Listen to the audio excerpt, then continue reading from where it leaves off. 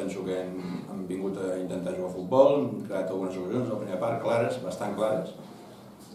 però ens costa molt fer gol i el Tàrrega, en una ocasió, una falta molt ubicada, l'ha clavat a l'esquadra. A la segona part hem intentat canviar una mica la dinàmica, però no era un error més, avui el porter, un altre serà d'un altre, però ens hem ficat el 2-0, i llavors tot ja s'ha vingut amb molta dificultat. Quina valoració fem d'aquesta victòria després de tantes jornades que no aconseguien un resultat tan ampli? Està clar, positiva, molt positiva, ens convenia molt guanyar, ens convenia molt guanyar així, ens convenia molt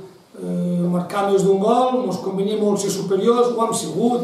hem guanyat el partit. Hi ha alguns moments que no hem estat superiors perquè ara hem perdut el marcador, però jo no he patit amb excés i més he patit per la situació de l'equip de fa molts dies que no pas per la del partit. Aleshores, avui